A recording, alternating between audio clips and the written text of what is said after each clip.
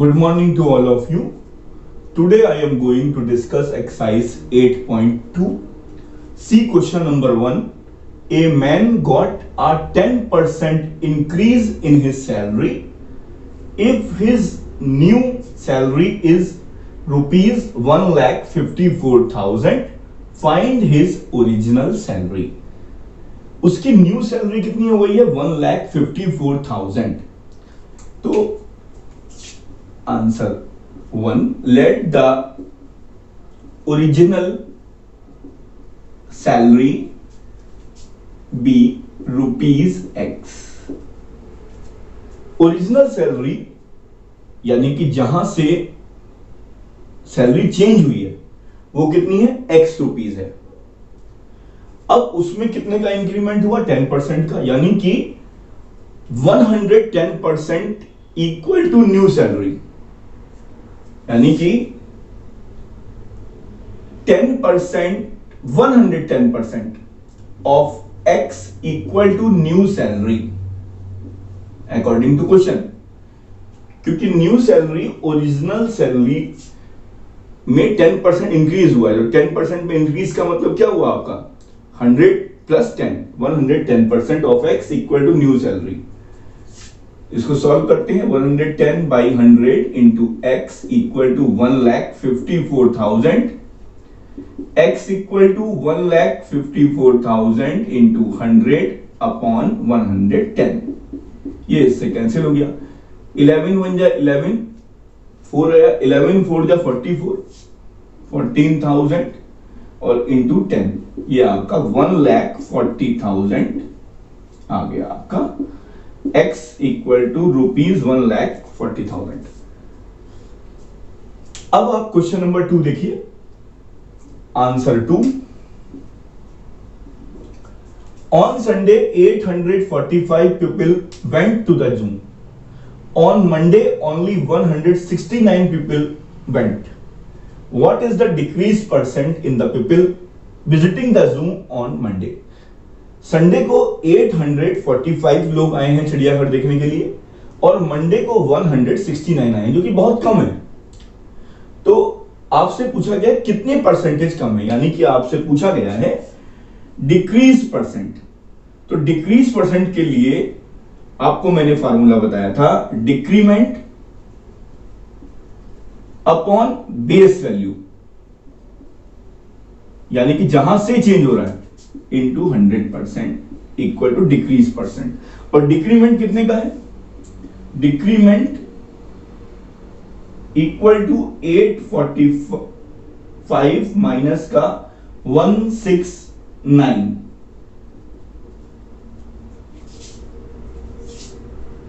676, यानी कि 676 लोग कम आए. तो 676 अपॉन 845 इंटू 100%. अब आप जब इसको सॉल्व करेंगे बच्चों तो 845 का मल्टीप्लाई जब आप 8 में करेंगे, ठीक है, लाइए मैं करके दिखा देता हूं. 845 67600, यहां 8 से करिए तो 800 8 4 जा 32 प्लस 4 36, 64 प्लस 3 67, ये तो फिर 0 आ जाएगा यहां पर. तो ये आपका कितना आ रहा है 80% की कमी आई संडे से मंडे में. मतलब कितना परसेंट डिक्रीज हुए हम लोग मंडे को 80% लोग कम आए. क्योंकि संडे को नॉर्मली मैं ऐसे ही बता रहा हूं, संडे को लोग ज्यादा आते हैं देखने के लिए क्योंकि छुट्टी होती है. मंडे को 80% भीड़ जो है वो कम हुई. अब हम लोग question number 3. A shopkeeper buys 80 articles for rupees 2,400 and sells them for a profit of 16%. Find the selling price of one article. Cost price of 80 articles equal to rupees 2,400. और ऐसे भी कर सकते हैं, एक आर्टिकल का निकाल करके भी कर सकते हैं. Cost price of one article equal to ₹2400 divided by 80, यानी कि आपका 30 आ गया, ₹30। अब देखिए ध्यान से, अब प्रॉफिट परसेंट क्या हुआ? प्रॉफिट परसेंट इक्वल टू 16%, यानी कि उसने कितने में बेचा होगा? Selling price of one article 30 into 116%, यानी कि 116 बाई 100, ये आपका कितना हो गया? 3 6 18, यानी कि 34.80 रुपीस, यानी एक आर्टिकल को उसने जो है 34.80 ₹34.80 में उस आर्टिकल को बेचा। Answer 5, A VCR and TV were bought for ₹8,000 each. The shopkeeper made a loss of 4% on the VCR and a profit of 8% on the TV. Find the gain or loss percent on the whole transaction. तो पहले VCR को लिख लेते हैं इधर, और इधर TV लिख लेते हैं। इधर TV, cost price of VCR equal to ₹8,000, ठीक है। अब उसने VCR को 4% लॉस पर बेचा है, तो selling price of VCR equal to 96/100 into 8,000। आपको मैंने फार्मूला पढ़ाया था कि जो है अगर लॉस हुआ है उसको, तो इसका मतलब है उसको केवल 96% मिला होगा। किसका? कॉस्ट प्राइस का। तो वही मैंने काम किया, कॉस्ट प्राइस का 96% उसको मिला होगा, और अगर उसको प्रॉफिट होता तो 104% होता, लेकिन यहां लॉस हुआ है तो 96% हुआ। अब आपने इसको ये कर दिया, ये आपका आ गया 8 6 48, 7,680। अब ऐसे ही टीवी के बारे में बात करते हैं। टीवी का कॉस्ट प्राइस कितना है? Cost price of TV equal to ₹8,000। TV को जो है वे लोग प्रॉफिट पर बेच रहे हैं, कितना? 8% का प्रॉफिट है। तो selling price of TV equal to 8% का प्रॉफिट, यानी कि 108% ऑफ 8,000। तो ये आप लिख लीजिए 108 डिवाइडेड बाई 100 इंटू 8,000, ये किया आपने 8640। जाहिर सी बात है प्रॉफिट हुआ है और यहां पर लॉस हुआ है।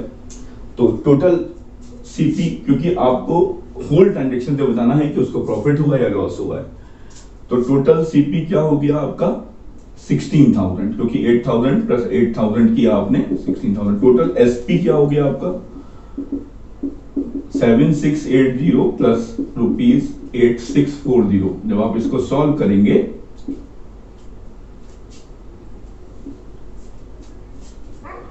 तो आपका 16,320 आएगा। अब आप खुद देखिए, since SP greater than CP, तो यहां पर क्या होगा? प्रॉफिट हुआ है, क्योंकि SP minus CP equal to profit.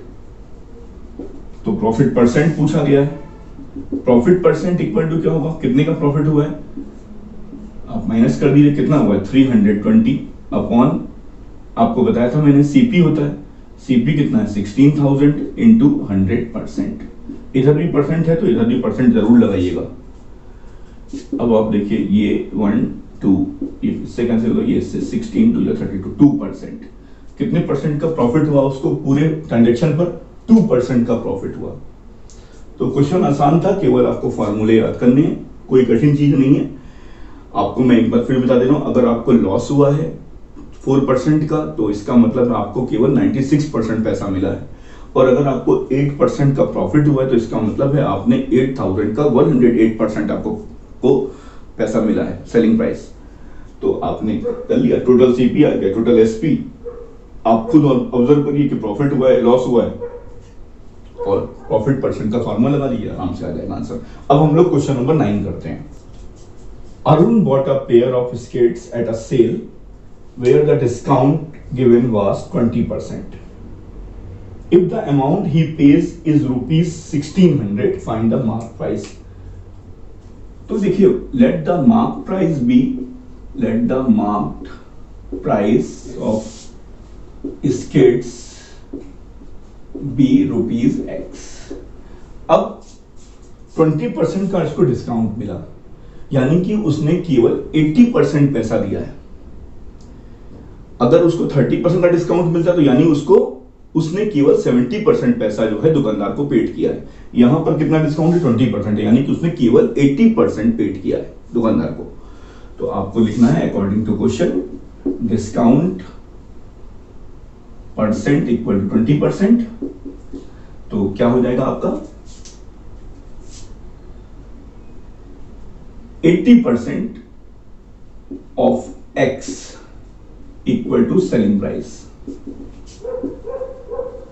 तो 80 by 100 into X equal to selling price.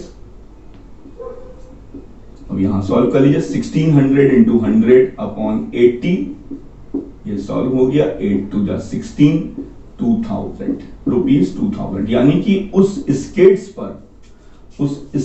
पर जो मार्क प्राइस था वो 2000 रुपीज था, तभी उसने आपको डिस्काउंट दिया 20% का। तो क्या हुआ? Discount equal to 20% of X, यानी कि 20 by 100 इंटू 2000, ये कितना आ जाएगा आपका? 400 रुपीज, यानी कि 400 रुपीज का डिस्काउंट हुआ है, और मार्क प्राइस कितना है उसका? 2000 रुपीज। आइए अब हम लोग क्वेश्चन नंबर 11 करते हैं। An article was purchased for rupees 1239 including GST of 18%. Find the price of the article before GST was added. GST अगर नहीं जुड़ा है तो उसका प्राइस कितना होगा? जाहिर सी बात है, इससे कम होगा, क्योंकि जब उसमें जीएसटी लगा तब आपका प्राइस इतना हो गया, यानी कि ये आपका फाइनल है, और बिफोर वाला प्राइस जो है वो आपको निकालना है। तो let the price of N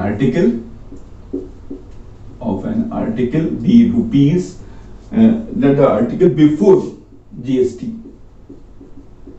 B rupees x.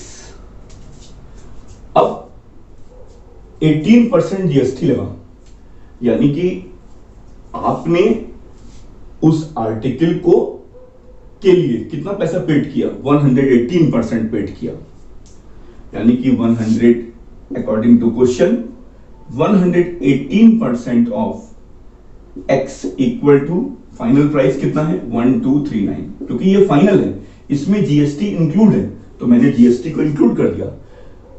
ठीक है, अगर जीएसटी इंक्लूड नहीं होता तो यहां पे मैं 100% ही लिखता, लेकिन यहां पर इस वाले रुपीज में 18% इंक्लूड है, इसीलिए मैंने यहां 118% ऑफ एक्स लिखा है। तो 118 upon 100 into x equal to rupees 1239। आपको केवल बेस पकड़ना है, आपको पता है कि सेलिंग प्राइस जो है वो निकलता है किस पे? कॉस्ट प्राइस पे। तो बेस क्या है? कॉस्ट प्राइस को पकड़िए। यहां पर भी बेस मैंने किसको पकड़ा है? जो जीएसटी के पहले का जो आपका उस आर्टिकल का जो भी वैल्यू है वो है बेस। तो मैंने क्या काम किया? 18% जीएसटी उस पे लगा दिया, और आपको फाइनल कीमत मालूम है इतने का मार्केट में बिका है, तो एक्स की वैल्यू निकाल लीजिए, 1239 इंटू 100 अपॉन 118। अब आप इसको सॉल्व करिए। जब आप इसको सॉल्व करेंगे तो 118 को ये कितना आ जाएगा? 590, ये आपका आ जाएगा 1050 रुपीज 1050। जब आप इसको सॉल्व करेंगे पूरा तो ये आपका आ जाएगा, जब आप इसको पूरा सॉल्व कर देंगे तो 1050 आएगा। और यही आपका जीएसटी लगने से पहले का दाम होगा, क्योंकि जीएसटी अगर लग गया तो 1050 इंटू 118% इक्वल टू 1239। तो हमेशा ध्यान रखिए जो आपका आप ये देखिए कि जीएसटी के पहले का दाम जो है बेस है, तो वो इधर रखिए, और जो फाइनल है वो आप इक्वल टू के इस तरफ रखिए, जो जिस पोजीशन पर है उसको उस पोजीशन पर रखिए। अब जो आपके क्वेश्चन नंबर 8 है वो भी इसी पे ही डिपेंड है। अब हो सकता हो वो अब आपके क्वेश्चन में आपको कह देगा कि एक आर्टिकल है उसका जीएसटी से पहले मान लीजिए जो वैल्यू है वो आपकी 1200 है और उस पर 12% जीएसटी लगाए, तो बताइए न्यू प्राइस क्या होगा आफ्टर जीएसटी। तो आप क्या करेंगे, मैंने क्या बोला, जो आर्टिकल है वो 1200 का है बिफोर जीएसटी, तो 112 इंटू जो भी जितना भी परसेंटेज है, जैसे मान लीजिए 18% जीएसटी लगाए तो 1200 इंटू 18 या 118% ऑफ एक्स यानी कि 1200 इक्वल टू न्यू प्राइस, यानी कि उस प्राइस में क्या होगा, जीएसटी इंक्लूडेड होगा। तो बस आपको ये ध्यान रखना है कि किस तरफ रखना है, ये जीएसटी इंक्लूड है और इधर जीएसटी इंक्लूड नहीं है। अब जो वैल्यू आपको दे रखी है अकॉर्डिंग टू क्वेश्चन उसको वहीं फिट कर दीजिए और अपना आंसर निकाल लीजिए, जो अननोन वैल्यू होगी वो आपकी निकल जाएगी। Thank you very much.